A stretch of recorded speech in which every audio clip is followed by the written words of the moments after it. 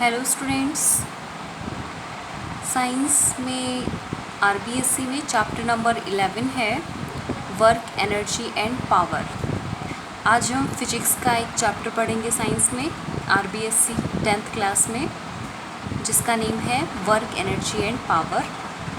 Students, सबसे पहले हम इसका इंट्रोडक्शन पार्ट पढ़ते हैं कि हम अपनी डेली लाइफ में बहुत सारे वर्क करते हैं, जैसे कि वॉकिंग है, रनिंग है, और या फिर एक जगह से दूसरी जगह डिस्प्लेस करना है। तो ये अलग अलग फंक्शन हम करते हैं, वर्क करते हैं। तो ये सब वर्क करने के लिए अपने को एनर्जी की ज़रूरत होती है, और ये एनर्जी अपने को फूड से आती है। यानी कि जितने भी एनिमल्स हैं या फिर हम ह्यूमन बींग्स हैं, तो उनको फूड खाने से एनर्जी मिलती है। मशीन्स होती हैं, उनमें भी एनर्जी आती है, और उस एनर्जी के लिए उनको फ्यूल डालने की ज़रूरत होती है। तो स्टूडेंट्स, इसमें वर्क के बारे में हमारी डेली लाइफ में वर्क वर्ड भी यूज़ होता है। एनर्जी, आपको पता है कि वर्क करने के लिए एनर्जी की ज़रूरत होती है। और पावर वर्ड भी, जैसे कि हमने देखा कि कोई इंजन होता है, कोई मशीन होती है जो ज़्यादा फास्ट वर्क करती है, तो हम कहते हैं कि ये पावरफुल इंजन है।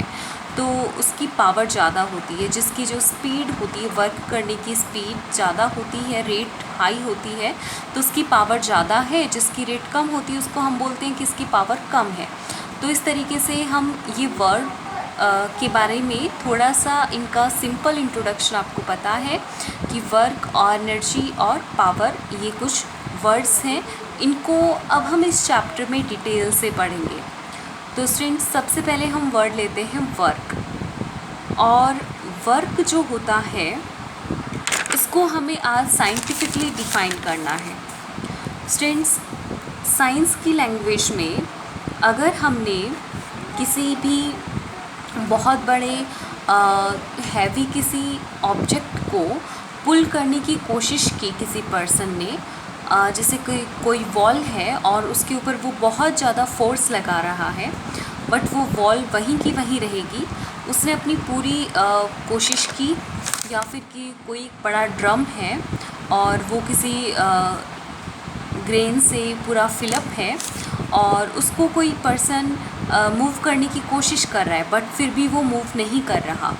तो वो जो पर्सन है इसको मूव करने की कोशिश कर रहा है, वो अपनी तरफ से पूरी पावर लगा रहा है, यानी कि वो पूरा थक चुका है, बट फिर भी वो वहाँ से मूव नहीं कर रहा। तो साइंस की लैंग्वेज में यहाँ पर वर्क जो है वो बिल्कुल भी नहीं है, यानी कि वर्क ज़ीरो नहीं है। अगर किसी दीवार को कोई पुश करने की कोशिश कर रहा है तो वहाँ भी वर्क बिल्कुल नहीं है। क्यों नहीं है स्टूडेंट्स, इसका रीज़न हम जानते हैं। आज हम जानने की कोशिश करेंगे, पूरा आप इजीली इसको समझ जाएंगे। देखिए, वर्क जो होगा उसका फॉर्मूला होता है फोर्स इनटू डिस्प्लेसमेंट। यानी वर्क की जो वैल्यू होती है वो फोर्स और डिस्प्लेसमेंट दो चीज़ों पे डिपेंड करती है। फोर्स एंड डिस्प्लेसमेंट, एस जो है वो शो कर रहा है यहाँ पर डिस्प्लेसमेंट को। तो जब तक दो चीज़ें अप्लाई नहीं होंगी किसी ऑब्जेक्ट पे, जैसे कि एक तो फोर्स है और दूसरा डिस्प्लेसमेंट, उसका जो रियल पोजीशन है, पोजीशन उसकी प्रीवियस पोजीशन और जो बाद में उसकी पोजीशन है ऑब्जेक्ट की, वो अगर चेंज नहीं हुई है तो वहाँ पर वर्क नहीं होगा। चाहे वहाँ फोर्स कितना भी डालो, बट अगर डिस्प्लेसमेंट नहीं है तो वर्क भी नहीं होगा। तो स्टूडेंट, साइंटिफिकली वर्क की डेफिनेशन क्या होगी? Work is the product of force and displacement. Force and displacement का जो मल्टीप्लाई है उसको हम वर्क कहेंगे, और in the direction of displacement, the product of जो डिस्प्लेसमेंट का डायरेक्शन है उसके अकॉर्डिंग जो फोर्स की डायरेक्शन होगी, और इन दोनों का जो मल्टीप्लाई है उसी को हम बोलेंगे वर्क। तो अगर हमें वर्क को डिफाइन करना है तो ये हो जाएगा द मल्टीप्लिकेशन, या फिर हम कह सकते हैं प्रोडक्ट, द मल्टीप्लिकेशन और product of force and displacement या फिर कह सकते हैं displacement and force, displacement and force in the direction of force.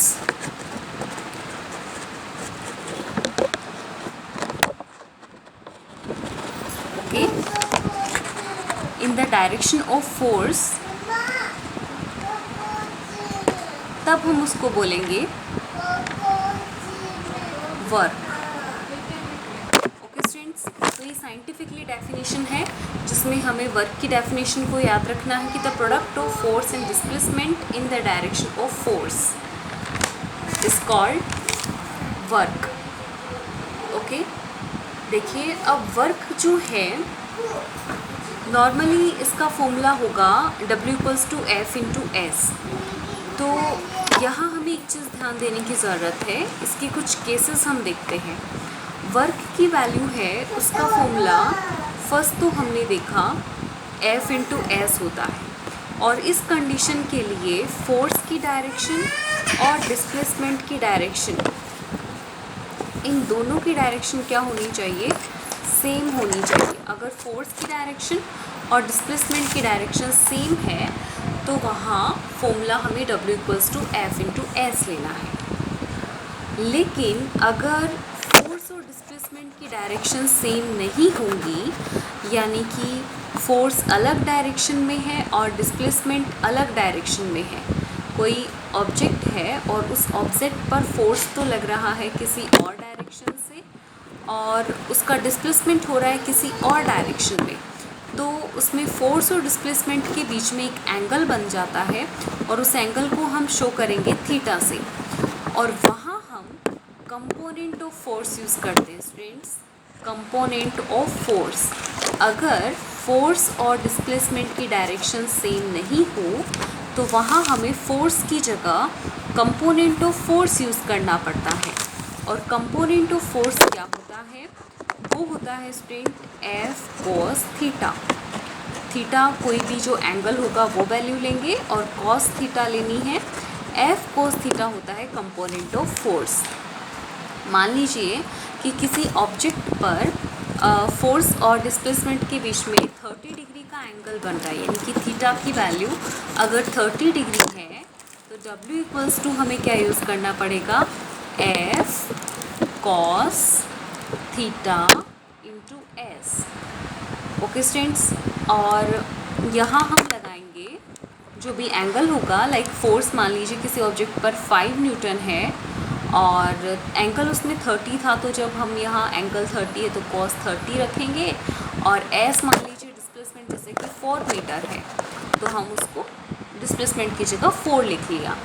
अब यहाँ हम इसको सॉल्व करेंगे, 5 4 जो 20 और cos 30 की वैल्यू क्या होती है, √3/2, तो इसकी वैल्यू हो जाएगी 2 से 20 कैंसिल और ये होगा tan√3, तो जूल में ये वैल्यू आती है।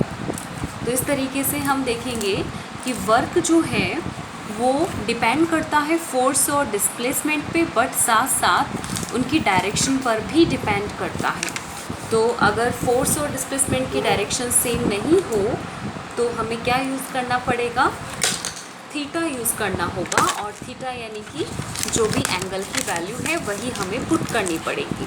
ओके स्टूडेंट्स, अब देखिए यहाँ हम ये फॉर्मूला क्यों यूज़ करते हैं F/S जब डायरेक्शन सेम हो, क्योंकि देखिए कोई भी जो ऑब्जेक्ट है उसमें फोर्स की डायरेक्शन भी वही है और डिस्प्लेसमेंट की डायरेक्शन भी वही है, तो उनके बीच में जो थीटा है उसकी वैल्यू क्या हो जाती है, 0 हो जाती है। और अगर एंगल की वैल्यू 0 है तो अगर हम यहाँ कंपोनेंट ऑफ फोर्स वाला फॉर्मूला F cos थीटा भी यूज़ करें तो थीटा की वैल्यू 0 डिग्री यूज़ करेंगे और इनटू में S जितना भी है वो यूज़ करेंगे। तो cos 0 की वैल्यू आपको मालूम होगी मैथमेटिकली, इसकी वैल्यू 1 होती है और इनटू S करेंगे तो इसका फॉर्मूला भी क्या आ जाएगा, F/S हो जाएगा। इसीलिए हम डायरेक्टली F/S लिख देते हैं जब direction of force and displacement क्या हो, सेम हो, ऐसी कंडीशन में। ओके स्टूडेंट्स, तो 2 केसेस इसमें हो गए कि वर्क की वैल्यू क्या होगी, अगर फोर्स और डिस्प्लेसमेंट की डायरेक्शन सेम हो तब तो हमें W equals to F into S use करना है, और डायरेक्शन अगर सेम नहीं हो तब हमें कंपोनेंट ऑफ फोर्स और फॉर्मूला होगा F कोस थीटा एस इसमें यूज़ करना होता है। ओके स्टूडेंट्स, थर्ड इसमें देखते हैं कि फोर्स और डिस्प्लेसमेंट के बीच में अगर एंगल की वैल्यू 90 डिग्री हो, अगर इसके बीच में एंगल, फोर्स और डिस्प्लेसमेंट के बीच में एंगल 90 डिग्री बन रहा है, तब भी अपने को क्या करना होगा, तब हमें फॉर्मूला यूज़ करना होता है W equals to F cos theta into S. और ऐसी कंडीशन में F की जगह F रखेंगे, कॉस थीटा की जगह हम रखेंगे 90 डिग्री, और S इसमें जो भी डिस्प्लेसमेंट होगा वो।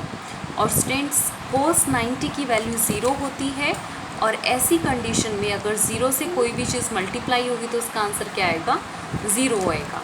तो यहाँ पर अगर फोर्स और डिस्प्लेसमेंट एक दूसरे के परपेंडिकुलर हो तो वहाँ वर्क की वैल्यू 0 होती है। तो इस तरीके से आपने देखा कि अगर जैसे मान लीजिए कि एक स्टेशन पर एक कुली है, वो कोई सामान अपने सर पर रख करके, हेड पे रख करके और उसको आगे लेके जा रहा है, तो उसमें वर्क की वैल्यू 0 होगी, क्योंकि वहाँ फोर्स और डिस्प्लेसमेंट के बीच में 90 डिग्री की का एंगल बनेगा, इसलिए यहाँ वर्क की वैल्यू 0 होती है। फोर्थ केस देखते हैं हम कि अगर कोई ऑब्जेक्ट किसी हाइट से नीचे गिराया जा रहा है, यानी ऊंचाई से नीचे गिराते हैं किसी ऑब्जेक्ट को हम, जिसका मास m है और हाइट है वहाँ h, तो वहाँ पर स्टूडेंट्स ग्रेविटी भी लगती है, ऊपर से नीचे कोई चीज़ गिरती है तो ग्रेविटी की वजह से नीचे आती है। ऐसी कंडीशन में अपने को फॉर्मूला लगाना है W equals to F into S, तो होता ही है, और यहाँ फोर्स का फॉर्मूला लगेगा ग्रेविटी की वजह से m इंटू जी, आपने 9th क्लास में पढ़ा है, m इंटू जी, मास, m का मतलब है मास और g का मीन्स है ग्रेविटी। s यहाँ पर है डिस्प्लेसमेंट, तो यहाँ ये डिस्प्लेसमेंट हम यहाँ पर हाइट लेंगे तो ये हो जाएगा mgh। तो ऐसी कंडीशन में हम W इक्वल्स टू mgh लेंगे, और यहाँ पर जो थीटा की वैल्यू है वो कोस थीटा की वैल्यू 0 डिग्री हो जाएगी, यानी कोस थीटा है वो थीटा की वैल्यू 0 है, इसलिए इसकी वैल्यू 1 हो जाती है। तो यहाँ सेम ही डायरेक्शन है, ग्रेविटी की डायरेक्शन भी डाउनवर्ड है और मोमेंट की डायरेक्शन भी डाउनवर्ड है, इसलिए यहाँ पर कोस थीटा की वैल्यू 1 ले ली हमने। एक और कंडीशन है स्टूडेंट, यहाँ पर अगर कोई ऑब्जेक्ट सर्कुलर मोशन में मूव कर रहा है, सर्कुलर कोई ऑब्जेक्ट मूव करता है, तो उसके अंदर जो रेडियस होती है सेंटर से लेकर के सर्कल के बीच में जो डिस्टेंस होती है उसको हम बोलते हैं रेडियस। और अगर कोई ऑब्जेक्ट है सर्कुलर मोशन में मूव कर रहा है तो वहाँ पर भी वर्क की वैल्यू 0 होती है, क्योंकि उसमें जो ऑब्जेक्ट है टेंजेंट डायरेक्शन में होगा और रेडियस और टेंजेंट के बीच में एंगल 90 डिग्री होता है, इसलिए वर्क की वैल्यू है वो यहाँ पर भी 0 हो जाती है। तो अपने यहाँ पर 5 केस देखे कि पहला तो वर्क की